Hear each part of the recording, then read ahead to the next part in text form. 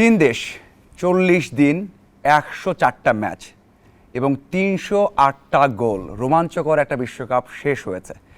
কি ঘটেছে, কি ঘটতে পারত, এবং আজকে সরমনটা খারাপ হতেই পারে, কারণ বিশ্বকাপটা শেষ হয়ে গেছে, আর রাত জাগতে হবে না, খেলা দেখতে হবে না। কেমন ছিল বিশ্বকাপ, সেসব নিয়ে আমাদের বিশেষ আয়োজন Walton smart fridge presents double ট্যাকলের শেষ আয়োজন, শেষ পর্ব। সেখানে বেশ কিছু গেস্ট রয়েছেন যাদেরকে এর আগে দেখেছেন, আলোচনা করব, জানবো এবং বিশ্লেষণ করব। কারা আছেন পরিচয় করে দিচ্ছি। প্রথম সাথে যিনি ছিলেন ফাহিম রহমান, তিনি আছেন। পাশে আছেন রাকিবুল হাসান এবং ইন্ডিপেন্ডেন্ট ডিজিটালের হেড রয়েছেন শাওন হাসান। সবাইকে স্বাগত জানাচ্ছি। ধন্যবাদ। বেশিরভাগই তো আর্জেন্টাইন ফ্যান আছে এখানে। রাকিব ভাই, আপনাকে জানতে চাই, আমাদের ইন্ডিপেন্ডেন্ট স্পোর্টস এডিটর ভাইয়া, কেমন ছিল ফাইনাল ম্যাচটা এবং পুরো ওয়ার্ল্ড কাপটা আপনার চোখে? আপনি পুরোটা ওয়ার্ল্ড কাপ কভার করেছেন, শো করেছেন, কেমন লেগেছে? প্রথমে আমি ফাইনালের আগের শোটার রেফারেন্স ধরে আসি। সেই জায়গায় আমি ছিলাম একমাত্র স্পেনের পক্ষে, যেহেতু আমি ব্রাজিল এন্ড থেকে ফলে সেই জায়গায় খুব ইন্টারেস্টিং হয়েছিল এবং সামাজিক যোগাযোগ মাধ্যমে সেগুলো ছড়িয়ে পড়েছে। তো যেটা হয়েছে আসলে, তারপরেও একটা কথা আমি বারবারই বলছিলাম যে ফাইনালে স্পেন বেটার দল, এটা দুনিয়ার সবাই বলবে যদি আমি দল টু দল দেখি। সেখানে একটা খেলোয়াড় লিওনেল মেসি যে পারফর্ম করছিলেন, সেটা যদি তিনি করতেন তাহলে সেটা স্পেনকে ছাপিয়ে যেতে পারত, এটাই ছিল শর্ত। এখন গতকাল যে ফাইনালটা আমরা দেখলাম, সেখানে মেসিকে যেমন খুঁজে পাওয়া যায়নি এবং আর্জেন্টিনাকে এইভাবে খুঁজে পাওয়া যাবে না, এটা আসলে কেউ ধারণা করেনি, মানে কোনো লেভেলেই ধারণা করা যায়নি। এবং আর্জেন্টিনার তার হয়তো অনেক দিকের অনেক ব্যাখ্যা এখন আমরা করতে পারবো, কিন্তু আসলে কি হয়েছিল এটা আর্জেন্টিনাকেও আসলে দীর্ঘদিন গবেষণা করতে হবে, আসলে কি হয়েছিল। আপনি খেয়াল করে দেখেন, ঠিক ইংল্যান্ডের সঙ্গে আর্জেন্টিনা যেটা হয়েছিল, যে ইংল্যান্ড 55 মিনিটে গোল দিয়ে তারপরে একদম লো ব্লকে চলে গেল এবং তারা ধরে নিয়েছিল আমরা 30, 40, 50 মিনিট এভাবে খেলেই ম্যাচটা বের করে নেব। আর্জেন্টিনা 10 জনের দল হলো, তার আগে থেকে এরকম খেলছিল, কিন্তু গোল খাওয়ার পরে তো ঠিকই আর্জেন্টিনা অ্যাটাক করছিল। লাস্ট আপনি 5 মিনিটস বা 7 মিনিটস যদি দেখেন, সেখানে কিন্তু হিউজ থ্রেট ছিল। ফলে তার মানে আপনি চাইলে ওই খেলাটা খেলতে পারতেন, কিন্তু আপনি মেন্টালি ব্যাকফুটে চলে গেলেন। এবং সেই মেন্টাল ব্যাকফুটে আমরা ওই প্রিভিউ শোতেও আমরা বলছিলাম ফাইনালের আগে, যে আর্জেন্টিনা দুটো অ্যাপ্রোচ হতে পারে। একটা অ্যাপ্রোচ হচ্ছে যে স্পেনকে খেলতে দিবে, কারণ স্পেন কিন্তু নিজেদের মধ্যে খেলতে থাকে, তারপরে অনেকক্ষণ সময় নিয়ে একটা অ্যাটাক করে, তারা খেলতে দেবে, অপেক্ষা করবে, এবং তারা যেহেতু শেষ 20 মিনিটের দল, ফলে তারা সেটা জমাবে। অথবা তারা ফিজিক্যালি যাবে। অনেকে মজা বলেছে যে কেন আগে গোল দিল না, আগে গোল দিলে হয়তো তারা জিততে পারত। ফিজিক্যালি যাবে। আর একটা যেটা পয়েন্ট ছিল, যে ফিজিক্যালি মানে হচ্ছে প্রতিপক্ষকে উত্তক্ত করা, একটু গুন্ডামি করা। আমি যদিও শব্দটা হয়তো একটু আপত্তিকর, কিন্তু সেই গুন্ডামিটাই কালকে বেশি দেখা গেছে। এই গুন্ডামি করে আসলে ভালো ফুটবল হয় না। স্পেন বরঞ্চ অনেক মাথা ঠান্ডা রেখেছে। ফাউল সংখ্যা দুই দল কাছাকাছি হলেও দৃষ্টিকটু ফাউল ছিল আর্জেন্টিনার বেশি, যেটা হয়তো বা তারা স্পেনকে ঘায়েল করতে যে করেছে, কিন্তু আলটিমেটলি ঘায়েল তারা নিজেরাই হয়ে গেছে ওই মানে বাউটগুলো করতে যে। এটা হচ্ছে আমার। ফাহিম ভাই, আপনার একটা ভিডিও বা ছবি পোস্ট করেছিলেন যে আসলে খুব মন খারাপ হয় যখন গোলটা খায় আর্জেন্টিনা, এরবার না আগের ম্যাচে যখন ম্যাচটা হারলো, তখন আপনার রিঅ্যাকশনটা কি ছিল? ওয়েল, দেখেন না, প্রথমত হচ্ছে যে আমি আর্জেন্টিনাকে কয়টা ফাইনাল খেলতে দেখেছি ওয়ার্ল্ড কাপে। So I was like a child যখন 90 ওয়ার্ল্ড কাপের ফাইনাল আর্জেন্টিনা খেলেছে, সেটার মেমোরিও আমার আসলে আছে। এরপরে 2014 ওয়ার্ল্ড কাপের ফাইনাল দেখেছি, 2022 ওয়ার্ল্ড কাপ নিজে আমি কাভার করতে গিয়েছি কাতারে, সেই ফাইনাল আর্জেন্টিনা জিতেছে। সো সব মিলিয়ে 4টা ফাইনাল দেখার অভিজ্ঞতা হয়েছে এই আর্জেন্টিনা টিমের। বাট যেটা হয়েছে এবার, আসলে মন খারাপ হয়নি এই ফাইনালটা দেখে। এই ফাইনালটা দেখে মনে হয়েছে যে স্পেন এই কাপটা ডিজার্ভ করে, আর্জেন্টিনা এই কাপটা ডিজার্ভ করে না। এবং আর্জেন্টিনার এই খেলা থেকে মন খারাপ হয়নি, বরং আসলে অনেক ক্ষেত্রে বিরক্ত লেগেছে, অনেক ক্ষেত্রে মেজাজটা খারাপ হয়েছে আসলে। কারণ আর্জেন্টিনা আসলে ঠিক কি ট্যাকটিক্যাল ব্যাটেলে নেমেছে, কি ট্যাকটিক্সে ফুটবলটা খেলছে, সেটা আসলে আমার কাছে কোনোভাবে বোধগম্য হচ্ছিল না। আপনি চেঞ্জগুলো যদি দেখেন, মানে স্ক্যালোনি শুরুটা যেভাবে করেছে, যে আগের দুইটা ম্যাচে অর্থাৎ কোয়ার্টার ফাইনাল এবং সেই ফাইনালে সে পারদেসকে খেলিয়েছে, কিন্তু ফাইনালের স্টার্টিং লাইন আপে সে পারদেসকে রাখেনি। যেখানে আপনি জানেন যে স্পেন আপনাকে ডেফিনেটলি মিডফিল্ডে ডমিনেট করবে, তার মানে মিডফিল্ড ডমিনেট করার মানে হচ্ছে স্পেনের অ্যাটাক আপনার দিকে আসতে থাকবে। সো একদিকে লামিন ইয়ামাল আছে, ইয়াং স্টার, 19 বছর, কাঁপায় ফেলবে, এবং আরেকদিকে বাইনা ফ্যান্টাস্টিক খেলছে, সুতরাং আপনার ডিফেন্সের উপরে চাপ আসবেই। সো সেই ক্ষেত্রে আপনার back four is not fully fit, Lisandro Martinez, Cristiano Romero কেউ ফুললি ফিট না। সো সেখানে আপনার প্রোটেকশনের জন্য পারদেস ওয়াজ অবভিয়াস যে আপনি ওখানে পারদেসকে রাখবেন, আপনি 4-1-3-2তেই যাবেন, মানে এটাই আসলে হওয়ার কথা ছিল। কিন্তু প্রথমেই দেখলাম যে পারদেশকে রাখা হয়নি স্টার্টিং 11। আচ্ছা ঠিক আছে, এটা গেল একটা। দ্বিতীয়ত হচ্ছে নিকো গঞ্জালেসকে আপনি লেফট উইংয়ে খেলালেন। সারা ওয়ার্ল্ড কাপে আপনার লেফট উইংয়ের কোনো খবর নেই, আপনি লেফট উইং দিয়ে কোনো অ্যাটাকই করেন নাই, আপনি ধরেই নিয়েছেন যে এবার আমার ওয়ার্ল্ড কাপে লেফট উইং নাই, এবং আপনার তো ডি মারিয়া নাই। So all of a sudden আপনি এখানে একটা চেঞ্জ করে আপনি নিকো গঞ্জালেসকে লেফটে খেলালেন, লেফট উইংয়ে খেলালেন। খেলি কোনো লাভ হয়েছে? বাম দিক থেকে কোনো অ্যাটাক হয়েছে? কিচ্ছু হয় নাই, সেই বিষয়টাও ঘটেনি। সেমিফাইনালে যেই ছেলেটা সবচেয়ে দুর্দান্ত ফুটবল খেললো ফার্স্ট হাফে, অর্থাৎ জুলিয়ানো সিমিওনি, right. অর্থাৎ তার স্পিড এবং একই সাথে হচ্ছে ফিজিক্যাল ফুটবল খেলার তার যে অ্যাবিলিটি, সেটা আপনি কাজে লাগাবেন স্পেনের এগেন্সে, তো অবভিয়াস ব্যাপার। অথচ আপনি জুলিয়ানো সিমিওনিকে সাইডে রেখে আপনি ডিপল, যে বেসিক্যালি এই ওয়ার্ল্ড কাপে কোনো রিদমে ছিল না এবং হি স্লো এবং সে পেসে এখন আর পেরে ওঠে না, এটা তো ফ্যাক্ট। তো সেই ক্ষেত্রে তাকে আপনি শুরুতে নামালেন, তাকে শুরুতে নামিয়ে, এবং তাতে করে যেটা হয়েছে যে ডিপল আসলে না অ্যাটাকে কন্ট্রিবিউট না ডিফেন্সে কন্ট্রিবিউট, ডিফেন্সেও তো কন্ট্রিবিউট করতে পারছিল না। যখন ওই দিক থেকে উঠে আসছিল পেদ্রো পোরো, কিংবা যখন ওখান থেকে বাইনা তারা খেলছে, তখন তো আসলে ডিপল পেরে উঠছে না। রাইট, এই ঘটনাটা ঘটেছে। সো আমার মনে হয় যে শুরুতেই তার যে ট্যাকটিক্যাল যে প্ল্যান Mistake গুলো ছিল, সেই ট্যাকটিক্যাল প্ল্যান তো ফেল করলো ফার্স্ট হাফেই। এবং ফার্স্ট হাফে যখন ফেল করলো, বাধ্য হয়ে তাকে যে চেঞ্জগুলো করতে হচ্ছে সব ডিফেন্সিভ চেঞ্জ। এখন লিসেন্দ্রো মার্টিনেস সে ইনজুরিতে পড়ে গেল, এখন ক্রিস্টিয়ানো রোমেরো এবং লিসেন্দ্রো মার্টিনেসকে আপনার প্রোটেক্ট করার জন্য সামনে পারদেশকে যে দরকার ছিল, আপনি তো সেটা করলেন না। সুতরাং সে দুই সেন্টার ব্যাকের উপরে এক্সট্রিম প্রেশার, এবং সেই ক্ষেত্রে লিসেন্দ্রো মার্টিনেস সবার আগে মাঠ থেকে বেরিয়ে গেল, ওটামেন্ডিকে আপনার নামাতে হলো। এরপরে আপনি যে অ্যাটাকিং মাইন্ডসেটে কোনো চেঞ্জ আনবেন, সেটা আপনি আর আনতেই পারলেন না। সব চেঞ্জ আপনার ডিফেন্স কেন্দ্রিক। আপনি মলিনার বদলে মন্টিয়ালের বদলে মলিনা, প্রথমে মন্টিয়াল খেলেছে, এরপরে মলিনা, সো সেইখানেও আপনার চেঞ্জ। এরপরে আপনার টালিয়াফিকো লেফটে ওইখানে আপনি মেদিনাকে পরে নামিয়েছেন, এরপরে সেনেসিকে নামিয়েছেন। সুতরাং সবই আপনার ডিফেন্সিভ চেঞ্জ ছিল লাস্ট ম্যাচে।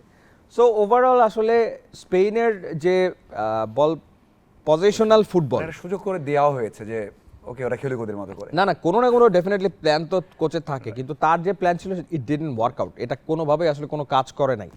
আর স্পেনের যে এই যে পজিশনাল ফুটবল, ধরেন 2010-এও তো স্পেন আসলে টিকি টাকা ফুটবল খেলে চ্যাম্পিয়ন হয়েছে, কিন্তু ওইবারের সাথে এবারে স্পেনের পার্থক্য হচ্ছে পজিশনাল ফুটবলকে ওরা with more accuracy, defensive accuracy and attacking accuracy, সেইটা দিয়ে তারা এখন পজিশনাল ফুটবল খেলে, হুইচ ইজ ভেরি ডেঞ্জারাস। মানে আপনি যখন পজিশনাল ফুটবল খেলছেন উইথ অ্যাকিউরেসি, তখন আসলে ফ্রান্সের মতো টিম পাত্তা পাবে না, আর্জেন্টিনার মতো টিম পাত্তা পাবে না, সেটাই আসলে হয়েছে। শাওন ভাই, দুইটা ম্যাচ মানে আপনি যদি দেখেন খেয়াল করে, ফ্রান্স ম্যাচ এবং Spain match, Argentina match, Spain যে খেলাটা খেলেছে, মানে এটা শুধুমাত্র রোবোটিক খেলাই সম্ভব। মানে এইভাবে আটকে রাখা প্ল্যান করে, ফাহিম ভাই বললেন যে এত অ্যাকিউরেসি দিয়ে খেলা, মানে এটা আমরা হয়তো বা প্লে স্টেশনে আমরা দেখি যেমন খেলে। এবং সবশেষ ম্যাচে 105 মিনিট পর্যন্ত আর্জেন্টিনা কোনো শট নিতে পারেনি, এটা অন টার্গেট হোক অফ টার্গেট হোক, মানে এটা আপনি কীভাবে দেখেন? এটা তো স্ক্রিপ্টেড। হ্যাঁ, আপনি WWF দেখেন না, রেসলিং রিং এর ভিতরে ম্যাচের শেষে আমরা দেখেছি যে কি হয়েছে ম্যাচের পর, মানে WWF এও তো এটা স্ক্রিপ্টেড থাকে, আমি তোমাকে মারবো, তোমাকে তুলে আছাড় মারবো, এবং তারপরে তার দর্শক দেখবে, হই হই করবে, একটা বড় ধরনের মানে অনেক কিছু হয়ে গেছে ব্যাপারটা এরকম হবে। মানে অ্যাপার্ট ফ্রম জোকস, মানে ফ্রান্স ম্যাচে এবং আর্জেন্টিনা ম্যাচে স্পেন যেভাবে খেলেছে, ইটস অলমোস্ট লাইক স্ক্রিপ্টেড।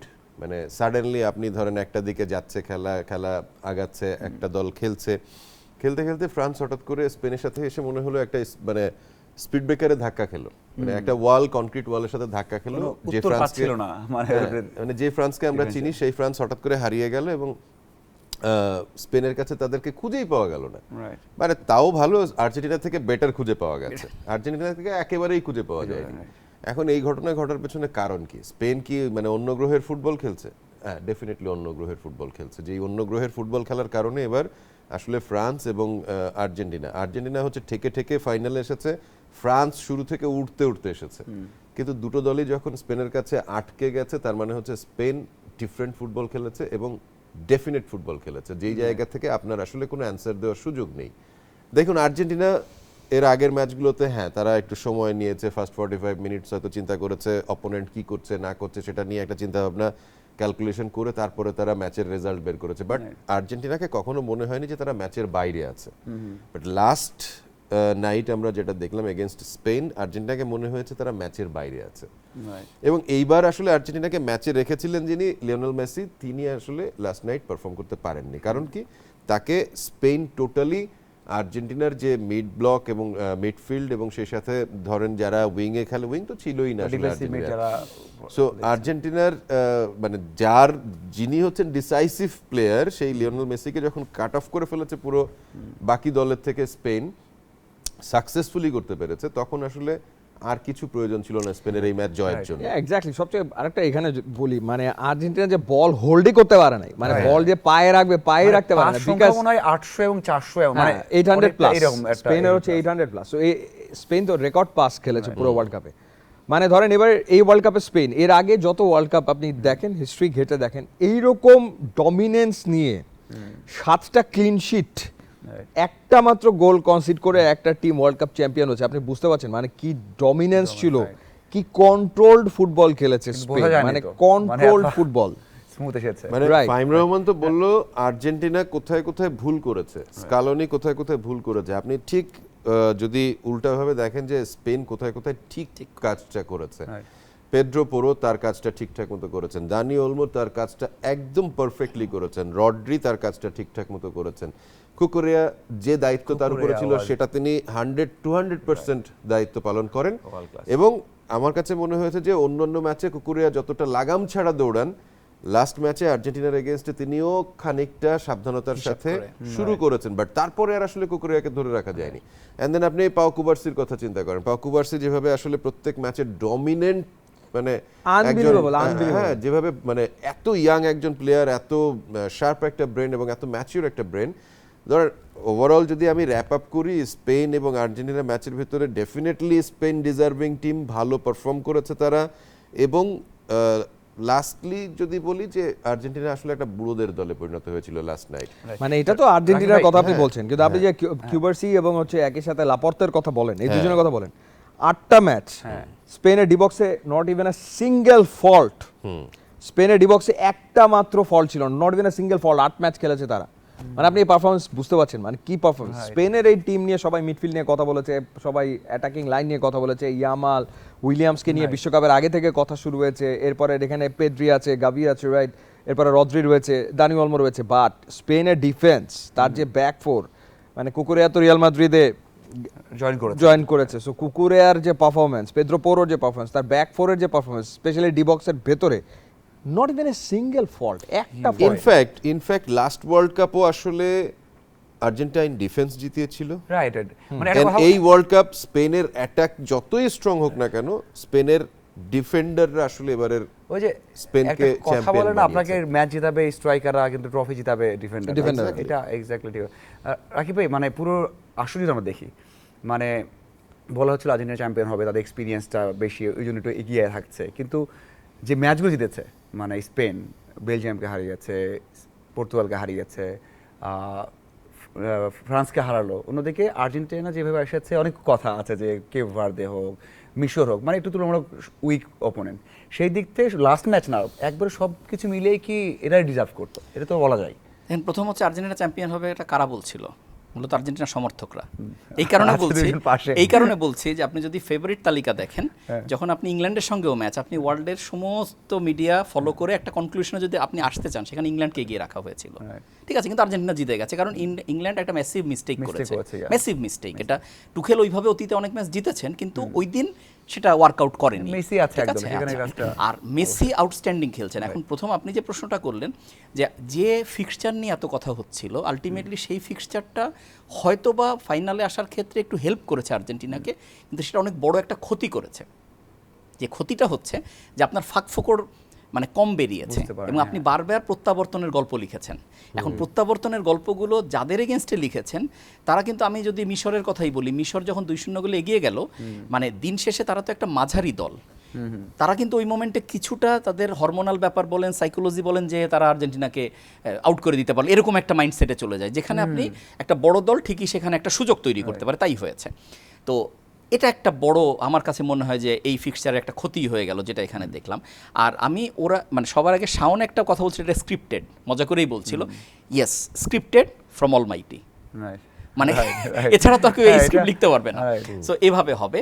আর আরেকটা জিনিস আমার খুব মজা করে বিশ্বকাপ যাওয়ার পর থেকে মনে হচ্ছে, 2030-এ যারা বিশ্বকাপ জিততে তো চায় এই বড় দলগুলো, তারা সবাই চাইবে যে ফার্স্ট ম্যাচটা না জিতি, কারণ হচ্ছে 2022-এ সৌদি আরবের কাছে হার সৌদি আরব। আর্জেন্টিনার, আর এবার হচ্ছে কেপ ভার্দের কাছে যখন ড্র হলো তখন সবাই বলছিল যে স্পেন ওই কাজই করবে, 70% বল পজিশন থাকবে, দেন গোল হবে না, এগুলো করে করে কোথায় যে আটকাবে নিজেরাও জানে না, ঠিক আছে, এরকম একটা কথা হচ্ছিল। কিন্তু স্পেন সেটাকে আলটিমেটলি খুব সাকসেসফুলি ভেঙেছে। এবং যে ডিফেন্স লাইনের কথা বলা হচ্ছে, আমি যখন উনাই সিমনের হাতে গোল্ডেন গ্লাভস দেখছি, আমার কাছে মনে হচ্ছে তার 4 ডিফেন্সকে সাথে নিয়ে ওটা নেওয়া উচিত ছিল। কারণ তাকে কিন্তু অনেক বড় বড় যে পরীক্ষা দিতে হয়েছে তা না, এক্সেপ্ট ফ্রান্স কিন্তু একটা ম্যাচ ছাড়া, একটা বিষয় একটা বলতে ম্যাচ হয় ছাড়া। এখানে। এবং আরেকটা জিনিস আমি বলি, কালকে রাতে যখন খেলা চলছিল, সামাজিক যোগাযোগ মাধ্যমে ভরে গিয়েছিল একটা ছবি, বানানো ছবি, সেটা হচ্ছে উনাই সিমন বালিশ নিয়ে পোস্টের মধ্যে ঘুমাচ্ছেন। কারণ আসলে কিছু করার নেই, কারণ আপনি এই প্রথম বিশ্বকাপ ইতিহাসে কোনো ফাইনালে 90 মিনিটসে প্রতিপক্ষের অন টার্গেট অফ টার্গেট কোনো শট নেই। এটা আনবিলিভেবল, জাস্ট আনবিলিভেবল। এটা আর কখনো বলছিলেন যে এরকম এরকম ওয়ান সাইডেড কখনোই ঘটে নাই এরকম। এবং শেষ পর্যন্ত যে মেসি হচ্ছে প্রথম একটা পোস্টে শট নিলেন, যেটা অতিরিক্ত সময়ে, যে ফলে সব মিলে এটা আসলে স্পেন ডিজার্ভ করে। যেটা ফাহিম শুরুতেই বলছিল, যে আসলে যে ভক্তই আপনি হন না কেন, স্পেনের এই বিশ্বকাপ জয়ে সত্যিকার অর্থেই ফুটবল জিতেছে। এবং যারা ফুটবল ফলো করে ভালোবাসে, সে যে দলেরই সমর্থক হোক না কেন, স্পেন ডিজার্ভ দিস, সোজা কথা। ভাই উনাই সিমন্স একটা কথা বলতে চাই, সেটা হচ্ছে যেটা ফ্রান্স ম্যাচ শেষে দেখিয়েছিল, যে এমবাপে 3 থেকে 4 বার রাশ করেছে, দৌড় দিয়েছে, কিন্তু আগে ডিবক্সের বাইরে এসে শুট করে ক্লিয়ার করেছে, গতকালে করেছে। প্রথমে মেসি একটা পেতে নিয়েছিল বলটা। সো আমার মনে হয় যে সেটাও বড় একটা কারণ। তার ডেফিনেটলি গোলকিপাররা তখন ওই সেন্সগুলো মানে খুব জরুরি হয়ে সবার দাঁড়ায়। কাছে পাওয়া যায়, আগে নয়ের কাছে এটা পাওয়া যেত আর কি। এক্স্যাক্টলি, এই জন্যই তারা বড় গোলকিপার। ফাইন ভাই, একটা বিষয় আসছে, সেটা হচ্ছে গোল্ডেন বল, গোল্ডেন বুট যেটা দেওয়া হচ্ছে, এটা আপনি কতটুকু ফেয়ার চিন্তা করেন? মানে অবশ্যই এমবাপে তো ডিজার্ভ করে, সর্বোচ্চ গোল করেছে, কিন্তু Yeah, right. মেসি পেলেন না। গোল্ডেন বলের ক্ষেত্রে আমার মনে হয় যে এটা ফাইনালে যে দুইটা দল খেলেছে, এখন ফাইনালে একটা দলকে মেসি একা নিয়ে এসেছেন, Right. তার 8টা গোল এবং 4টা 4টা অ্যাসিস্ট। এই পারফরমেন্সের কারণেই আসলে আর্জেন্টিনা ফাইনালে এসছে। Right. কিন্তু স্পেনের ক্ষেত্রে ব্যাপারটা শুধুমাত্র রদ্রি না। সো এই জায়গাটাতেই আপনি যদি গোল্ডেন বলের সিদ্ধান্ত নেন, তাহলে গোল্ডেন বল আসলে লিওনেল মেসি পাওয়ার কথা। Right. কারণ হচ্ছে স্পেন আসলে খেলেছে টিম হিসাবে, তো সেইখানে আসলে প্রত্যেকের কন্ট্রিবিউশন ছিল, যেটা শাওন ভাই বললো যে প্রত্যেকের রোল আপনার ডিসাইড করা, আপনি কাকে রেখে কাকে বাদ দেবেন। আপনি কিউবার্সির কথা বলেন, আপনি লাপোর্তের কথা বলেন, আপনি কুকুরের পারফরমেন্সের কথা বলেন, মানে আপনি কার কন্ট্রিবিউশনকে বাদ এই দেবেন। পাশ থেকে ইয়ামালের কথা বলা আপনি ইয়ামালের কথা বলতে পারেন না, Yamal definitely this is not ইয়ামালের ওয়ার্ল্ড কাপ না, মানে ইয়ামালের কাছ থেকে যে এক্সপেকটেশন, ইয়ামাল আসলে এই ওয়ার্ল্ড কাপে সেই এক্সপেকটেশন ফুলফিল করতে পারেনি। সো প্রবাবলি 2030 হয়তো ইয়ামালের ওয়ার্ল্ড কাপ হবে। হ্যাঁ, ইয়ামালের ওয়ার্ল্ড কাপ হবে 2030। সো তখন হচ্ছে ইয়ামাল, তারপরেও ইয়ামালের পারফরম্যান্স ডে বাই ডে এখানে ইমপ্রুভ করেছে, মানে কোয়ার্টার সেমি ফাইনাল, মানে ইমপ্রুভ করে ফাইনালে তো ফ্যান্টাস্টিক। 90 মিনিটসের সময় যে ফ্রি কিকটা ছিল, হ্যাঁ, যেটা ওখানেই তো ম্যাচ ডিসাইড হয়ে ওখানে হয়ে যেতে পারতো, যেটা এমি মার্টিনেজ এমিলিয়ানো ওটা সহ মার্টিনেজ যা সেভ করেছেন, মানে স্কোর লাইন কিন্তু 4-0 5-0 হতে পারতো, মানে যদি যেভাবে ম্যাচটা হয়েছে। রাকিব ভাই, আমি মানে এইখানে আপনাকে আরেকটু করি, বলি যে ধরেন আপনি ওই বারবার বলছিলেন না যে আসলে আগে থেকে টেস্টেড হয়ে যাওয়াটা ভালো। এমি মার্টিনেজ যদি আরো আগের যে ম্যাচগুলো 6টা 7টা ম্যাচ যেগুলো খেলে এসছে, সেগুলোতে যদি কালকের মতো এরকম টেস্টেড হতেন কোনো ম্যাচে, হ্যাঁ, খুব চ্যালেঞ্জের মুখে এবং পড়লেন, ডিফেন্ডারও যদি চ্যালেঞ্জের মুখে পড়তো, তাহলে একটা ভালো ম্যাচ, মানে আমি বলছি ভালো এই অর্থে যে লাস্ট নাইট যে ম্যাচটা হয়েছে ওইটা একতরফা। এটা যে ভালো ম্যাচ হ্যাঁ, হয়নি, হ্যাঁ। মূলত আমরা উই আর টকিং অ্যাবাউট যে আর্জেন্টাইন ডিফেন্ডারদের নিয়ে কথা বলছি। ম্যাচটা ভালো না হওয়ার কারণ হচ্ছে ম্যাকঅ্যালিস্টার এবং এনজো ফার্নান্দেসের পারফরম্যান্স, মানে আর্জেন্টিনা মিডফিল্ডে পারফর্ম করতে পারেনি। আপনি কোয়ার্টার ফাইনাল বা সেমিফাইনালের দিকে তাকান, আর্জেন্টিনা মিডফিল্ডে পারফর্ম করেছে, that's because Enzo Fernandez perform করেছে এবং ম্যাকঅ্যালিস্টার পারফর্ম করেছে। গতকালকে এই দুজন পারফর্মই করতে পারেনি। বল হোল্ড করা, সময় নেওয়া, যে বলটা পায়ে নিয়ে যে কয়েক সেকেন্ড রাখবে, পুরা ওয়ার্ল্ড কাপে আমরা যেটা দেখেছি, স্ন্যাচ করে নিয়ে চলে আসে স্পেন হচ্ছে ফাস্টেস্ট টিম। বিলো 10 সেকেন্ডের ভিতরে 10 তারা সেকেন্ডের ভেতরে প্রত্যেকবার বল আপনার যেভাবে রিকভার রিকভার করে, এবং রেফারি যখন বাঁশি বাজে, শুরু থেকে শেষ মুহূর্ত পর্যন্ত স্পেনের রিদমে দেয়ার ইজ নো চেঞ্জ।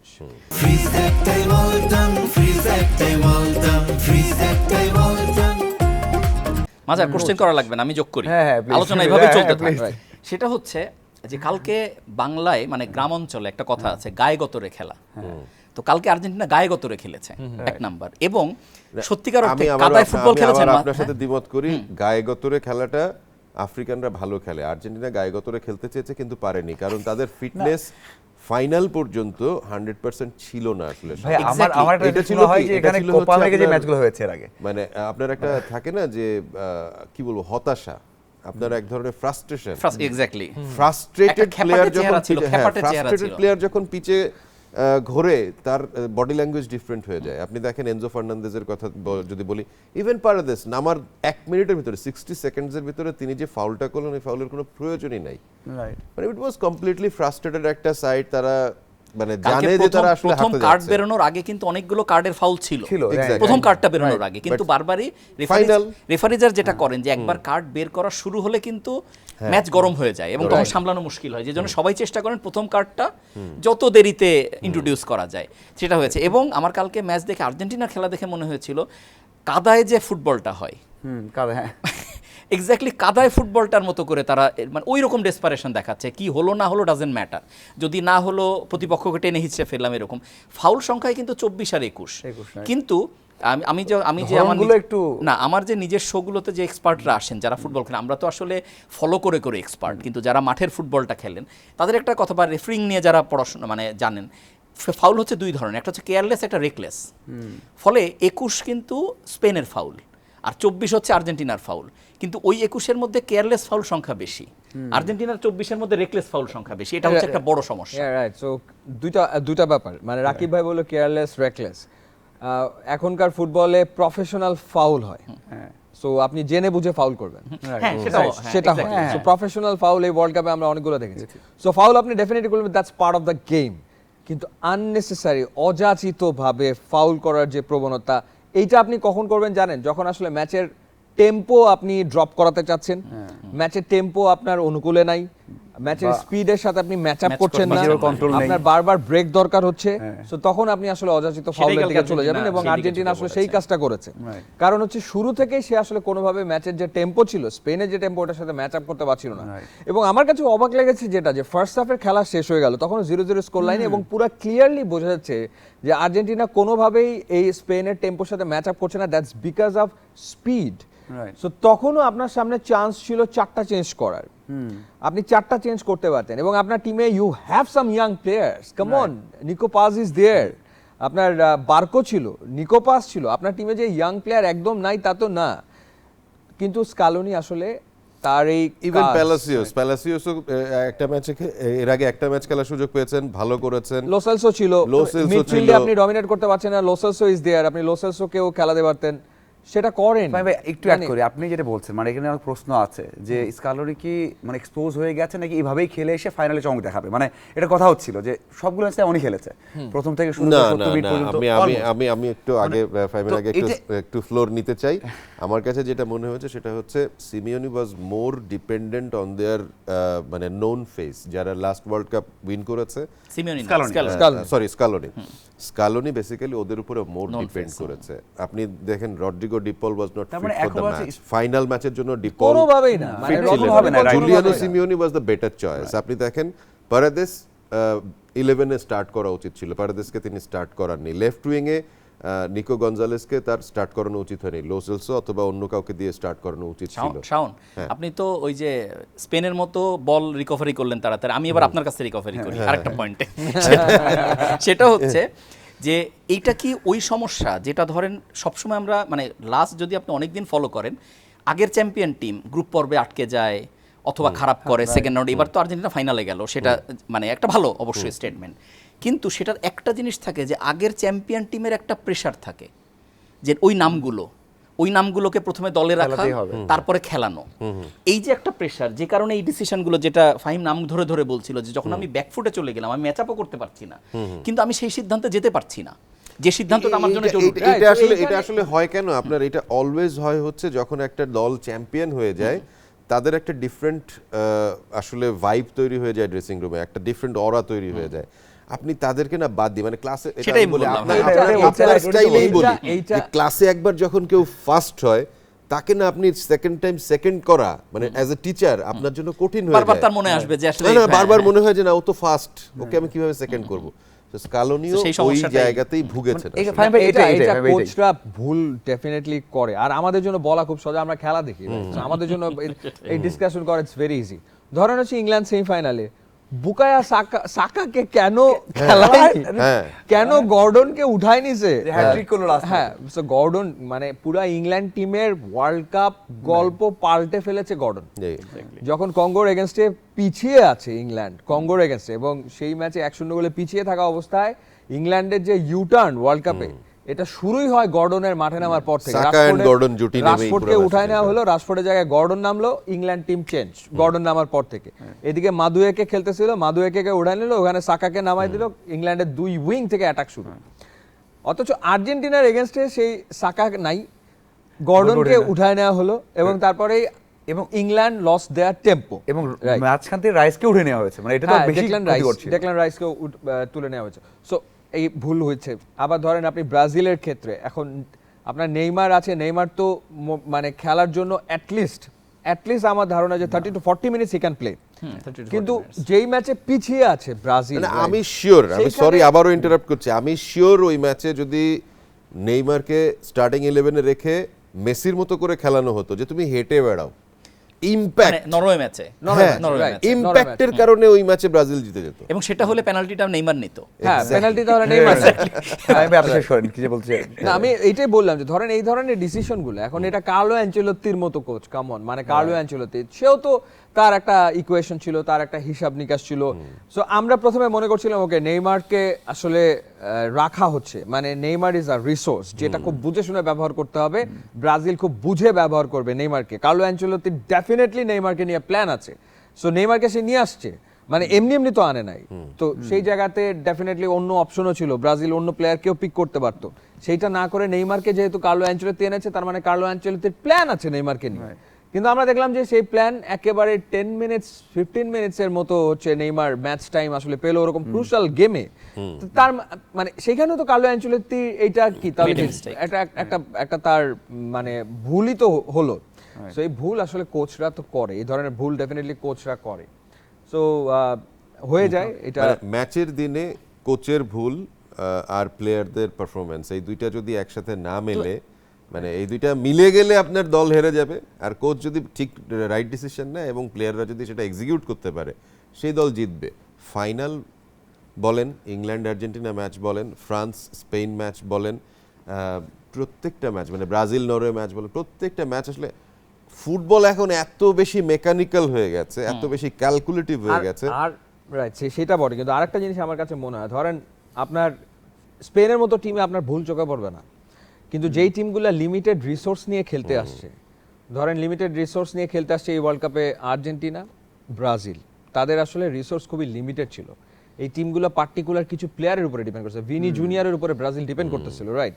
যখন আপনার রাফিনা ইনজুরিতে নাই হয়ে গেল, তখন তো পুরোপুরি ভিনি জুনিয়র ছাড়া আর হচ্ছে আপনার গিমিরেস পারফর্ম করতেছিল। সো লিমিটেড রিসোর্স নিয়ে আপনি যখন খেলবেন, তখন আসলে ট্যাকটিক্যালি আপনি যদি কোনো ব্লান্ডার করেন, আপনার ফেরার কোনো চান্স নেই। কিন্তু স্পেনের ক্ষেত্রে খেলা যায়, কিন্তু পুরো টুর্নামেন্ট আসলে স্পেনের ক্ষেত্রে এই ট্যাকটিক্যাল ব্লান্ডারের কোনো ব্যাপার না, বিকজ আপনি যাকে মাঠে নামাচ্ছেন, মানে ধরেন এখন মেরিনো হচ্ছে সাব হিসাবে খেলে, সুপার সাব, গোল করতে নিয়েছিল। হ্যাঁ, সো আপনি কাকে নামাচ্ছেন? নিক উইলিয়ামস আপনার সাব, রাইট? ফেরান তোরেস আপনার সাব, আপনার তরেস হচ্ছে আপনার সাব। সো এখানে ভুলের কোনো চান্স নাই, কারণ আপনি যাকেই নামাবেন সেই হচ্ছে এই লেভেল, এই স্ট্যান্ডার্ড। ফাইন ভাই, একটু অন্য বিষয়ে আসি, যে ওয়ার্ল্ড কাপ নিয়ে আসি। ওয়ার্ল্ড কাপ শেষ হয়ে গেল, আমরা অনেক আলোচনা ফাইনাল নিয়ে। রাকিব ভাই, মানে এই ওয়ার্ল্ড কাপে আপনার চোখে মানে অঘটন কি বলবেন, এবং কোন জিনিসটা ভালো লেগেছে সেটা বলবেন। একটু হচ্ছে অনেক বিতর্ক ছিল, মানে আপনি তো মানে পুরোটা সবগুলো সই করেছেন ইন্ডিপেন্ডেন্ট টেলিভিশনের, মানে কোন বিষয়গুলো আপনার চোখে লেগেছে এবং মনে হয় যে এগুলো মনে থাকবে বা এখান থেকে শিক্ষা নেওয়া উচিত? দেখেন, আমি অনেকবারই একটা কথা বলেছি যে আসলে ভিআর যেটা চলছে যেভাবে, অবশ্যই আমরা টেকনোলজির একদম চূড়ান্তে পৌঁছেছি, বাট তারপরেও এখানে বোধহয় ফিফার একটা আলোচনার মধ্যে যাওয়া দরকার। যে কারণ একটা বড় পয়েন্ট হচ্ছে যে ভিআর ধরলাম সেটাও একটা হিউম্যান ডিসিশন নিচ্ছে, সে নক করছে, এবং এটা কোন মানে বলা হচ্ছে গোল হওয়া, লাল কার্ড, পেনাল্টি, এই তিনটা। আর তার বাইরে লাল কার্ড মানে কি মাঠের যে কোনো জায়গার ফাউলে, তবে এমনি রেফারিকে বলা থাকে যে মাঠের যে কোনো জায়গার ফাউলে কিন্তু খুব রেকলেস ফাউল না হলে লাল কার্ড না, কিন্তু ওটা যদি লাস্ট ম্যান হয় যে বেরিয়ে গেলে গোল হতে পারতো এরকম। এখন এই জায়গাগুলো যেহেতু আরেকজন হিউম্যান আপনাকে নক করছে, কোনো কারণে যদি সেই হিউম্যানের মনে না হয় যে এটা ফাউল না বা এটা ওরকম না, আবার আরেকটাই মনে হলো ওরকম, তো ফলে এই জায়গাটায় আসলে কি করা, মানে কোন জায়গাটার মানে ভিআর কোন পর্যন্ত যাবে। কারণ রেফারির হাতে যদি এখন আমি যেমন অবাক হয়ে দেখি যে লাইন্সম্যানরা অফসাইডের ফ্ল্যাগ তোলেন না, রাইট, গোল উদযাপনের তারা পর অপেক্ষা দেখা করেন, যায়। কারণ যখন তাদের কানে আসে যে অফসাইড তারপরে তারা তোলেন, মানে তোলেন না, এক্স্যাক্টলি তোলেন না। আমি অনেক জায়গায় দেখেছি যে তোলেন না, কারণ কি এখন যেহেতু ওই যে 1 সেন্টিমিটার 2 সেন্টিমিটার এগুলো দিয়ে হচ্ছে, এখন এই 1 সেন্টিমিটার 2 সেন্টিমিটারের কেসটাও কিভাবে সলভ হবে এটা ফিফাকে মানে ভাবতে হবে, এভাবেই রাখবে রাকিব নাকি? ভাই, আমি জানি না আমি ইন্টারাপ্ট করতে পারবো কিনা। আমি ভিআর এর পুরো ক্লজগুলো পড়ে দেখেছি। আপনার ভিআর আসলে এখন অনেকটা ক্রিকেটের থার্ড আম্পায়ারের ডিসিশন যেভাবে হয় সেভাবে একদম ওরকম হয়ে গেছে। আপনার এখানে আসলে কোনো ক্লজে কোনো কিছু বাকি নেই। ভিআর কখন ইন্টারাপ্ট করতে পারবে একটা ম্যাচে, যেমন ধরেন আপনি অনেক উল্লেখযোগ্য, ও যে বিতর্কের কথা বারবার বলছে ওটা আসলে আর্জেন্টিনার মো সালার ফাউল অ্যান্ড যে গোলটা বাতিল হলো, বারবারই বলা হয়েছে, মানে বারবারই বলা হয়েছে যে আসলে 30 সেকেন্ডসের ভিতরে, within 30 seconds in VR can interrupt if there is a, মানে স্টার্টিং যদি ওই জায়গাতে কোনো ধরনের ফাউল হয় তো সে পর্যালোচনা করার জন্য একটা সময় পায়। ক্রিকেটে কি আছে, ক্রিকেটে ধরেন আপনার একটা বল স্টপ করা সম্ভব, একটা বল স্টপ করে ঠিক আছে আমরা 10-15 সেকেন্ড সময় দেওয়া হয় যে তুমি থার্ড আম্পায়ার নেবে কিনা, অপোনেন্ট ক্যাপ্টেন সেটা পায়। সো এই ফুটবলে ভিআর এর ইউজটা আসলে ওই সময় তো নেওয়ার সুযোগ নেই।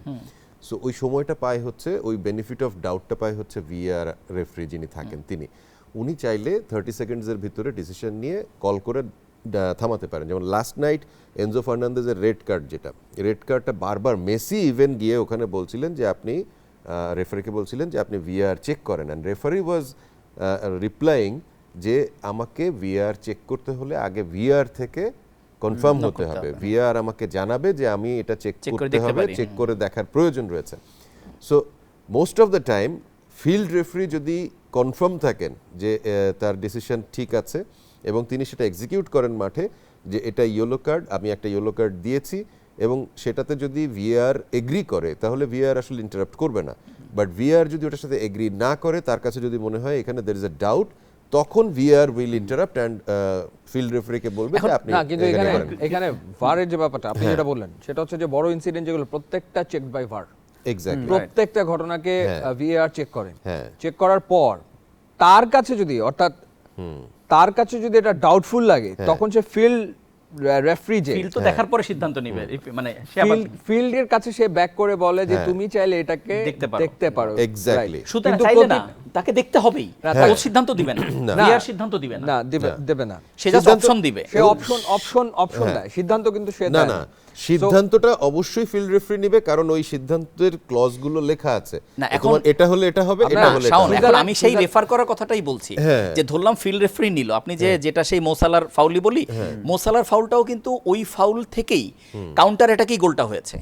ফলে আপনি যদি যেখান থেকে গোলটা হচ্ছে, আমার কথাটা হচ্ছে ওইটা রেফারি দেখে হয়তো ফাউল না মনে করতে পারতেন, বাট ওটা তো একটা ইনসিডেন্ট। ক্লাসিক এক্সাম্পল সুইজারল্যান্ড আর হচ্ছে আর্জেন্টিনা ম্যাচের যে লাল কার্ড, এটা হচ্ছে ক্লাসিক এক্সাম্পল। ফলে আমার কথা হচ্ছে এখানে ক্রিকেটের সাথে একটা পার্থক্য আছে, ক্রিকেটে কিন্তু আপনি আপিল করতে পারছেন, মানে এখানে কিন্তু, এবং আপিল যদি আপনি না করেন তখন কিন্তু এমন তো হচ্ছে না যে আমি আপিল করিনি কিন্তু আউট ছিল, পরে কেউ আউট দেয় না তো।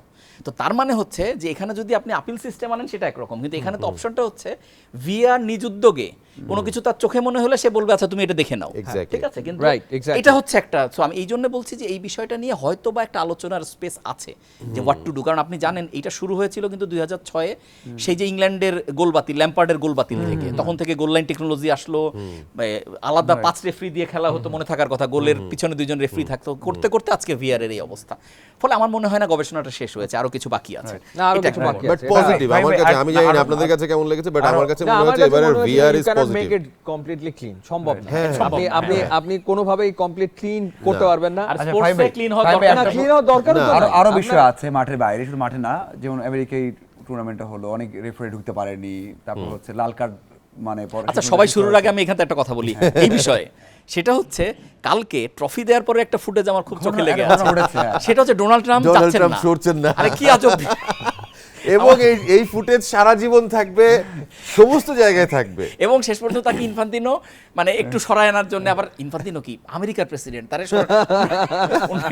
তো জোর করে টেনে নেওয়া যায় না। যাই বলেন আর নাই বলেন, এইটা ছিল এবারের ওয়ার্ল্ড কাপের বেস্ট ফুটেজ, মানে থাকে না যে আমাদের এতগুলো গোল হয়েছে, 300 কত গোল হয়েছে, কোন গোলটা সেরা, আপনি যদি বলেন পুরো ওয়ার্ল্ড কাপ কাভারেজের সেরা ফুটেজ কোনটা, স্পেন দল দে আর ডাউটফুল তাকায় মানে আছে তারা কখন trophy ডোনাল্ড ট্রাম্পের তুলবে? দিকে, হ্যাঁ। সে কখন সরবে, আমরা একটা মানে ট্রফি নিয়ে সেই একটা সুযোগ চিৎকার আসছে না। করব, উচ্ছ্বাস প্রকাশ করব অথবা আনন্দ উদযাপন করব, ডোনাল্ড ট্রাম্প ঠিক তার মানে উল্টো দিকে ফিরে, তাও মানে যদি উনি খুবই- সামনের দিকে ফিরে থাকতেন, উল্টো দিকে ফিরে তিনি হাততালি দিচ্ছেন, এরকম এরকম করছেন। মেসি ফুটেজ এটা ফাহিম ভাই, আপনাকে যে প্রশ্নটা করছিলাম যে ইরানকে নিয়ে তো অনেক ঘটনা ঘটেছে, হ্যাঁ। ইরান হোক, রেফারিং হোক, ওরা ঢুকতে পারেনি, তারপর হচ্ছে আফ্রিকান অনেকগুলো অনেক দেশের কিছু ক্ষেত্রে এই ঘটনা ঘটেছে, ভিসা জটিলতা এইগুলো ছিল। মানে এটা ফিফা প্রশ্নবিদ্ধ হয় কিনা? না হয়তো ডেফিনেটলি হয়তো বটেই, সেটা তো আসলে হয়।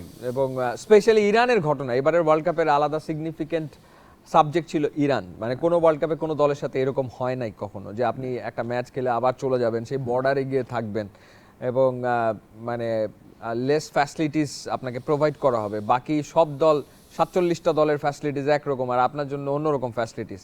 সো এই ওয়ার্ল্ড কাপে এইটা থাকবে, এই ইরানের এই গল্প থাকবে এবং এইভাবেই ইরান খেলে কোনো ম্যাচ না হেরে ইরান ওয়ার্ল্ড কাপ থেকে মাথা উঁচু করে যে বিদায় নিয়েছে। So definitely football fans will remember that as well, সেটাও তারা আসলে মনে রাখবে সেই ঘটনাটাও। সো সব ক্ষেত্রে আসলে ফিফা রোলও প্লে করতে পারে না, কারণ এখানে ওই যে হোস্ট কান্ট্রির একটা ব্যাপার থাকে যে হোস্ট কান্ট্রি তাদের কিছু নিয়ম কানুন থাকে, সেই নিয়ম কানুনগুলোর ক্ষেত্রে ফিফার তখন আবার ফিফা একটা গাইডলাইন দেয়, কিন্তু সেই গাইডলাইন আসলে হোস্ট সবসময় মানেও না।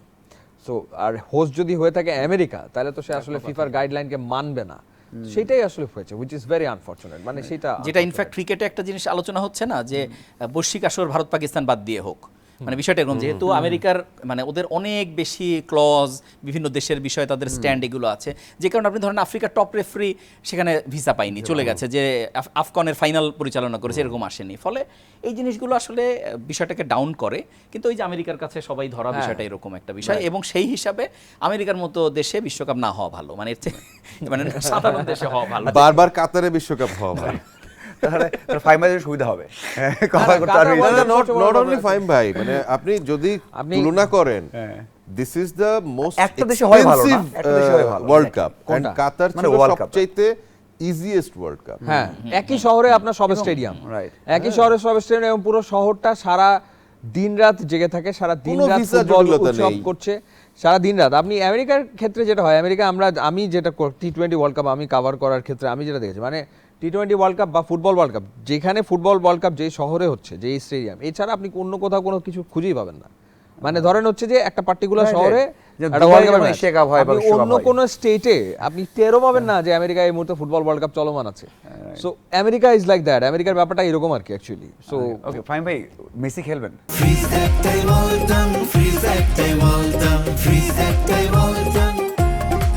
আপনার পছন্দের প্লেয়ার আপনাকে জিজ্ঞাসা করছি আগে, Come on, রাকিব ভাইকে man. জিজ্ঞাসা করবো নেইমারকে নিয়ে। হ্যাঁ, না ডেফিনেটলি, মানে কথা হচ্ছে যে আমি উত্তর দেবো মেসিরে নিয়ে।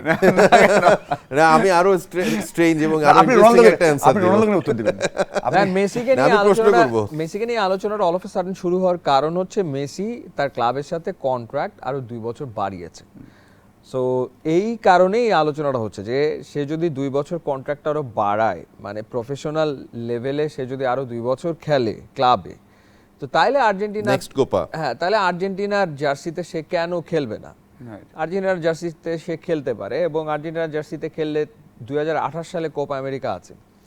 দেখেন, মেসির পারফরমেন্স আমরা দেখেছি, 8টা গোল 4টা অ্যাসিস্ট আমরা দেখেছি, কিন্তু এর চেয়েও সবচেয়ে বড় পারফরমেন্স হচ্ছে মেসি নকআউটে 3টা 120 মিনিটের ম্যাচ খেলছে। So at the age of 39 world কাপে নকআউট স্টেজে 3টা 120 মিনিট খেলা, সেখান থেকে মানে যেখানে ইয়াংস্টাররা পারে না খেলতে, সেখানে Assist মেসি করা। পারে। যেখানে আপনার আর্জেন্টিনার অনেক প্লেয়াররা পারেনি, মেসি তো খেলে গেছে, 120 মিনিট পর্যন্ত খেলেছে। হ্যাঁ, নানা রকমের হয়তো তার ফুটবল টেকনিক অ্যাপ্লাই করতে হয়, সে মাঠে অনেক ক্ষেত্রে হাঁটে, সো এই হাঁটাটাও তার part of the game. Say 47% distance cover করছে ওয়ার্ল্ড কাপে হেঁটে হেঁটে, দরকারও তো নাই আসলে, তার পুরো মাঠ দৌড়ানোর কাজ তো আসলে তার না। সুতরাং সে ঠিক যে স্টাইলের ফুটবল খেলে, সেই স্টাইলের ফুটবল খেলে সে চাইলে আর একটা কোপা আমেরিকা খেলতে পারে। এখন আর একটা কোপা, এখন মেসি কমন 2টা কোপা আমেরিকা জেতা হয়ে গেছে, একটা ফুটবল ওয়ার্ল্ড কাপ জেতা হয়ে গেছে, আসলে তো বাকি নাই কোনো কিছু, মানে আর কি জিতবে, রাইট? সো 3টা ফাইনাল খেলছে, 3টা ওয়ার্ল্ড কাপের ফাইনাল খেলছে, সো তার আর তো আসলে চাওয়া পাওয়ার কোনো কিছু নাই। সো এখন মেসি আসলে will decide, Argentina football federation তারা ডিসাইড করবে যে মেসি আসলে খেলবে কিনা, বিকজ মেসি খেলা মানে এটা তো একটা ব্যাপারটাই অন্যরকম, মানে এই বিষয়টাই অন্যরকম, রাইট? ওকে। তো সেই ক্ষেত্রে লেটস সি, দেখা যাক ডিসিশনটা আসলে কি হয়। এখন স্কালোনিও ডিসেম্বর পর্যন্ত থাকবে, এরপরে সে দায়িত্বে থাকবে না। তো সেইটাও আসলে ফেডারেশন তারা কি সিদ্ধান্ত আসলে নেয়। ওই হাঁটাহাঁটি নিয়ে আমার একটা কথা মনে পড়ে গেল যে মেসি হাঁটছেন 47%, আচ্ছা হালান্ড কেইন ওরাও তো হেঁটেই বেড়ায় এক্স্যাক্টলি। ম্যাচে ওরাও 90 মিনিটের ভিতরে 80 মিনিটস তো হেঁটেই বেড়ায়। সবচেয়ে বড় আলোচনা চলছে হ্যাঁ মেসি তো ইভলভ করে করে আজকের এই পর্যায়ে এসছে, right. নিজের খেলাকে প্রতিনিয়ত পাল্টে নিজেকে বুঝে। আপনি শুধু এভাবে করে চিন্তা করেন, মেসি তো মানে নাম্বার 9 খেলতে পারে অনায়াসে। ভাই মেসি number 9 মেসি কি পারেন না? না, নাম্বার মেসি তো 8 এর পারে। কথাও আসছে, নাম্বার 8 এ মানে রিও ফার্ডিনান্ড holding বলেছে যে midfielder হোল্ডিং মিডফিল্ডার হিসেবে খেললেও হোল্ডিং কোনো- মিডফিল্ডার খেলতে পারে, সে নাম্বার 9 খেলতে পারে। এবং নাম্বার 9 কে আপনার যদি দুইটা সলিড, আপনি যদি সাপোজ, আমি এই অন্তত একটা বার আমি এটা দেখতে যাচ্ছিলাম এই ওয়ার্ল্ড কাপে যে নিকো পাস খেলছে লিওনেল মেসির পজিশনে, লিওনেল মেসি বক্সে চলে যাচ্ছে। So এইটা হয়নি এই ওয়ার্ল্ড কাপে, দেখার সুযোগ হয়নি, বাস কারণ সেভাবে চিন্তা করেনি যে ঠিক আছে এটা করে দেখি, এটা হয় নাই। কিন্তু আপনার যদি দুই সাইডে দুইটা এরকম থাকে, মানে এক সাইডে নিকো পাস আর এক সাইডে যদি আপনি আরেকটা ওইরকম না, এত আশা দেখাবেন না ফাহিম, আর আমরা চাই না যে মেসি আসলে না না, এটা তো একটা আলোচনায় ডিসকাশনে আমরা আচ্ছা, বিষয়টা- ব্রাজিল দলকে একটু বলেন প্লিজ। আচ্ছা, ব্রাজিল দলকে বলার আগে আমি আগে মেসি বিষয়ে, এটা একটা জেনেরিক, মেসি না, একটা জেনেরিক কথা বলি। সেটা হচ্ছে মানে ফুটবল না, সব স্পোর্টসেই এখন যেটা হয়েছে, একটা হচ্ছে ফিটনেস লেভেল নিয়ে অনেক কাজ হয়, এবং আরেকটা হচ্ছে স্পন্সর মানি, এই বিষয়গুলো অনেক ডোমিনেট করে। যে কারণে এখন ফুটবলার বলেন, ক্রিকেটার বলেন বা অন্য স্পোর্টসেও আমার ক্ষেত্রে, অনেকের ক্ষেত্রে মনে হয় রাইট টাইমে থামাটা মিস হয়ে যাচ্ছে অনেকের। যে কারণে মানে আমার কাছে মেসির এই ভার্সানটা যদি শেষ ভার্সান হয়, আই এম প্রিটি হ্যাপি। কিন্তু এর পরের ভার্সানটা তো আমি জানি না, কারণ আমি সত্যি কথা, আপনিও জানেন, ক্রিস্টিয়ানো রোনালদো সবাই মানে ভক্তদের হতাশ করেছেন, রাইট। কিন্তু ক্রিস্টিয়ানো রোনালদো কি সেটা ডিজার্ভ করেন? যে তার যে এতদিনের যে বন্যাটা, সে এখানে এরকম একটা ব্যাড টেস্ট দিয়ে বা একটা মানুষকে হতাশ করে, অথচ পর্তুগাল দল কিন্তু ভালো দল ছিল। এখন এটা কি ক্রিস্টিয়ানো রোনালদোর দোষ নাকি? না, আমি দোষ বলছি না, আমি তাহলে? বলছি হচ্ছে যে আমার বয়স এমন একটা জিনিস যেটার সাথে কোনো লড়াই করা যায় না। না না না, বয়সের সাথে লড়াই করা যায় না, কিন্তু আপনি ক্লিয়ারলি যে ব্যাপারটা অবভিয়াস যে ক্রিস্টিয়ানো রোনালদোকে খেলাতে হলে তো ক্রিস্টিয়ানো রোনালদোর পারফরম্যান্স ডিপেন্ড করতেছিল তার মিডফিল্ড পারফরম্যান্সের উপরে, যে মিডফিল্ড থেকে রোনালদোর কাছে তো বল যাইতে হবে। এখন মেসির হ্যাঁ, যে পাঁচটা ম্যাচে না, এখন 10টা ক্রিয়েট করেছে। আপনি মেসির যে মানে অ্যাকসেপ্টেন্স দলের মধ্যে আছে, ক্রিস্টিয়ানোর কি পুরোপুরি সেরকম আছে সেটা নিয়ে অনেক কথাবার্তা আছে, রাইট, তাই এক্স্যাক্টলি, না? কিন্তু So, ফলে সেটা- এইগুলো তো ম্যাটার করে। কিন্তু সেটার সাথে কিন্তু বয়সের সম্পর্ক নাই। না, মানে মানে- ধরেন যে ক্রিস্টিয়ানো রোনালদোর পারফরম্যান্স এই ওয়ার্ল্ড কাপে অন্যরকম হইতেই পারতো যদি ব্রুনো ফার্নান্দেস, মানে মূল তো সমস্যাটা ভিতিনা ব্রুনো ছিল। ফার্নান্দেস, ভিতিনা, এই দুজনের, মানে যদি তারা সত্যিকার, আমার কাছে যেরকম লিটারালি ফিল হয়েছে যে না, সেই সাপোর্ট আসেনি। মানে কি, তারা টিম গেম খেলে না, যেভাবে- লিটারালি টিম গেম খেলে নাই। টিম গেম খেললে ডেফিনেটলি যে পরিমাণ বলের সাপ্লাই রোনালদোর কাছে যাওয়ার কথা সেটা তো হয় নাই। তবে এখানে একটা কথা বলি, ইংল্যান্ড ম্যাচে ভাই, একটা ইংল্যান্ড ম্যাচে মনে হয় আর্জেন্টিনা 12-13টা ক্রিয়েট করেছে। পুরো ওয়ার্ল্ড কাপে 5টা ম্যাচে মিডফিল্ড থেকে পর্তুগাল ক্রিয়েট করেছে 12টা গোল। তবে এখানে একটা কথা বলি, এবার ফাইনাল সাকসেস দিয়ে একটা মানে আমার মনে হয় যে সামনে 30-এর ক্ষেত্রে এটা আরো প্রবল হবে, যে অনেকটা দিন কিন্তু পার্সনে আটকে ছিল ফুটবল, মানে মেসি, রোনালদো কিংবা নেইমার পারুক না পারুক এরকম আটকে ছিল। আপনি স্পেন কিন্তু এবার সেটা ভেঙে দিয়েছে, স্পেন আগেও ভেঙেছে, 2010 ভাঙছে। সেটা বললাম, তাও 10-এ কিন্তু তারপরেও কিছু প্রমিনেন্ট নাম ছিল, যেটা এবারের নামে স্ট্রঙ্গার। ইনিয়েস্তা, হ্যাঁ, এবার কিন্তু অত স্ট্রঙ্গার নাম ছিল না, কিন্তু সার্জিও রামোস, সবার কাছে বুস্কেটস, হচ্ছে টিম হিসাবে তারা স্বীকৃতিটা পেয়েছে। Right. ফলে 2030-এ আমার মনে হয় যেহেতু একটা জেনারেশনের আলটিমেটলি এন্ড, সেটা হয়ে যাবে কম বেশি, এটা আমি যা মনে করি, তাতে করে একটা নতুন নিয়ে এবং অনেক নতুন কোচ বিভিন্ন দলের দায়িত্ব নিচ্ছে, যারা ক্লাব ফুটবলে এটা খুব খুব সফল। দুর্দান্ত ব্যাপার, দুর্দান্ত মানে ব্যাপার হবে। এটা So, 2030-এ কোচের যে লাইনআপ দেখতে পাচ্ছি, এবং কোপা এবং সবচেয়ে ইউরোতেও। বড় ব্যাপার হচ্ছে যে কোচের লাইনআপ, মানে যেখানে ইউর্গেন ক্লপ, পেপ আসছে শোনা যাচ্ছে, পেপ গার্দিওলা, সে ইতালির ইতালির কোচ দায়িত্ব হয়ে নিচ্ছে। ব্যাক করতে পারে, মানে কেমন, মানে ইতালিকে ওয়ার্ল্ড কাপে ফিরিয়ে আনছে পেপ গার্দিওলা, এবং পেপ গার্দিওলা জিদান ফ্রান্সের জিদান দায়িত্ব ফ্রান্সের নিচ্ছে। দায়িত্ব। জিদান। আনচেলত্তি তো আছেই। কার্লো আনচেলত্তি থাকছেন, আছে। and স্কালোনি যদি থাকেন, পচেত্তিনো থাকছে, ডেভিলে পচেত্তিনো পচেত্তিনো থাকছে। থাকছেন, আবার ওয়ার্ল্ড কাপ উইনিং টিমের কোচ হিসেবে যদি আপনার ডেলাফুয়েন্তে থাকেন, হ্যাঁ, এক্স্যাক্টলি, বিরাট ব্যাপার, এটা অন্য লেভেলে। এটা লেভেলই আলাদা। Okay, শুধু আমরা জোসে একটু মরিনিও বাইরে শেষের দিকে থাকবে, যাই। ওই বিশ্বকাপে ফুটবলার নিয়ে কথা হবে না, কোচ নিয়ে কথা হবে। আচ্ছা, আমরা শেষের দিকে যাই আস্তে আস্তে। ফাহিম ভাই, আপনাকে জানতে চাই আসলে এই ওয়ার্ল্ড কাপে আপনি কোন জায়গাটা হতাশ হয়েছেন, ছোট করে বলবেন, এবং কোন জায়গায় মনে হচ্ছে না এই ওয়ার্ল্ড কাপটা এই ওয়ার্ল্ড কাপে আমি যেই টিমটা নিয়ে হতাশ হয়েছি সেটা হচ্ছে জার্মানি। জার্মানি, আমার কাছে মনে হচ্ছে Germany was really a good team. হ্যাঁ, কিন্তু জার্মানির ক্ষেত্রেও যে ঘটনা ঘটেছে, ওই যে কোচ, জার্মানির কোচ এবং সবচেয়ে ইম্পর্টেন্ট ম্যাচে জামাল মুসিয়ালাকে বাইরে রাখা, ওই যে কোচের ডিসিশন, মানে যখন হেরে যায় তখন তো ফুটবল কোচেস গেম যেটা রাইট। সো এইটা হতাশা ছিল যে জার্মানি এত আগে ওয়ার্ল্ড কাপ থেকে বিদায় নেওয়া, সেটা হতাশা ছিল। পর্তুগাল নিয়ে এক্সপেকটেশন ওয়াজ মাচ হায়ার, কারণ সত্যিকার অর্থে এইবারে পর্তুগালের যে মিডফিল্ড ছিল, এই পর্তুগালের মিডফিল্ডকে ওয়ার্ল্ড কাপ শুরুর আগে বলা হচ্ছিল যে বেস্ট মিডফিল্ড এবারে ওয়ার্ল্ড কাপের। সো পর্তুগালের পারফরমেন্সও আমার কাছে হতাশাজনক মনে হয়েছে। আর্জেন্টিনা নিয়ে এক্সপেকটেশন তো এটাই ছিল, আর্জেন্টিনা ফাইনাল পর্যন্ত আসবে, ফাইনাল খেলবে, যদি চ্যাম্পিয়ন হয় হলো, সো দ্যাটস অলরাইট।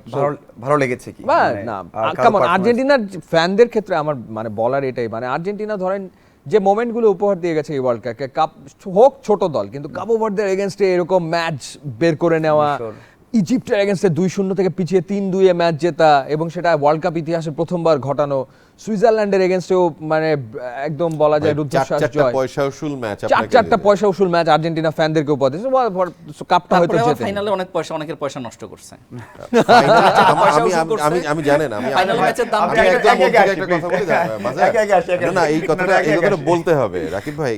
আমার কাছে যেটা মনে হচ্ছে না, লাস্ট 4টা ম্যাচ ধরেন যারা অনলাইন বেটিং কোম্পানি তারা লাভবান হয়েছে, আর ফাইনালে এসে কোম্পানি ধসে গেছে। রাকিব ভাই, আপনার চোখে মানে বেস্ট পারফরম্যান্স এবং বেস্ট টিম এবং যারা হতাশ করেছে, যদি আপনি উল্লেখযোগ্য কিছু নাম বলেন। দেখেন, বেস্ট টিম তো স্পেন, এই বিষয়ে কোনো সন্দেহ নেই, এটা চ্যাম্পিয়ন হয়েছে বলে না। ফাইনালি অনেকেই দাবিদার ছিল, যেটা নামগুলো এসেছে, কিন্তু স্পেন বুঝিয়ে দিয়েছে যে টিম গেম, ফুটবল যে আসলে টিম গেম, সেটা একটা আদর্শ বিজ্ঞাপন হয়ে থাকবে স্পেন। আর তার পাশে হতাশ করা, মানে সেই সমর্থন দিয়েই বলতে হয় যে ব্রাজিল হতাশ করেছে, এবং আমি এখনো বিশ্বাস করি নরওয়ে ম্যাচটা ব্রাজিলের জেতার উচিত ছিল, এবং সেই সুযোগটাও ছিল।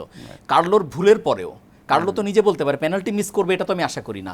এনরিক যে মিস করেছে, ওই মিসটা আমি বলেছি মিস অফ দ্য সেঞ্চুরি, আপনি মিস অফ দ্য সেঞ্চুরি, একদম একদম। সো এইগুলো যদি হয়ে যেত তাহলে কিন্তু নরওয়ে ম্যাচ ব্রাজিল জেতার কথা, এবং তারপরে যে কোয়ার্টার ফাইনাল, ইভেন আমরা হয়তো ড্রিম আর্জেন্টিনা ব্রাজিল সেমিফাইনালটাও দেখতাম, যদিও সেটা আমি মনে মনে চাইনি, কারণ বাংলাদেশে খুন খারাপই হয়ে যেত। তো সেই তুলনায় না হয়েছে, ভালো হয়েছে।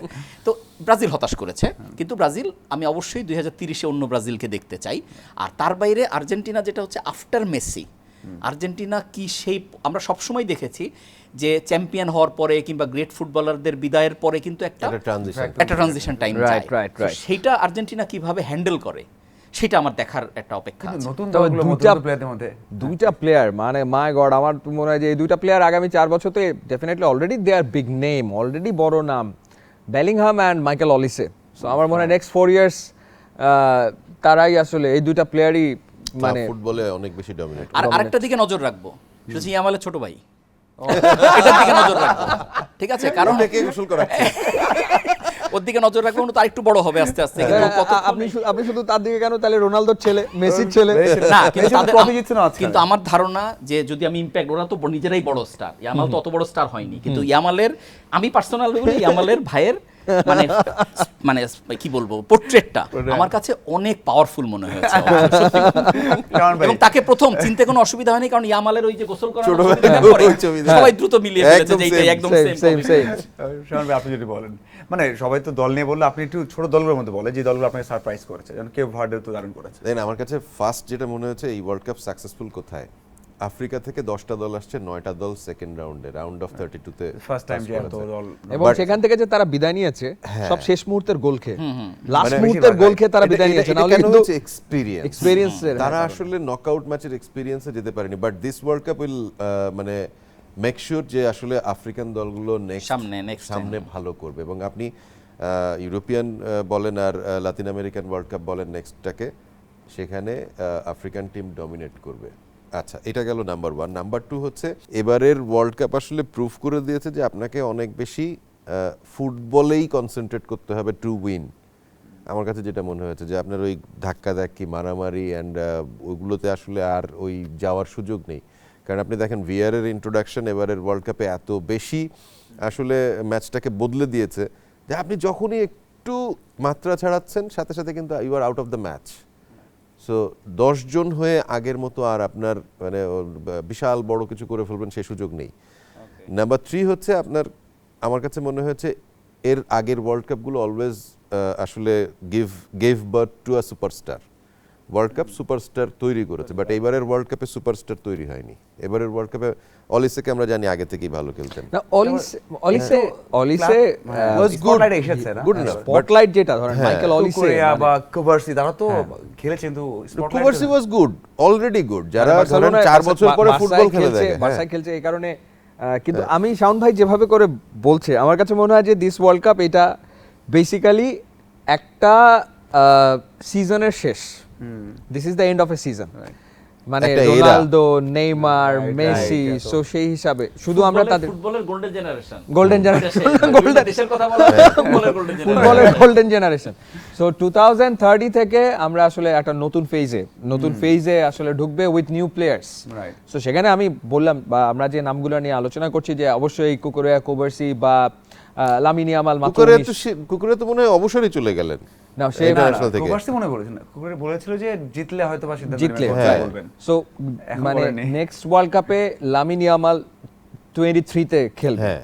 So next world cup Lamine Yamal, Jude Bellingham, Michael অলিসে, right.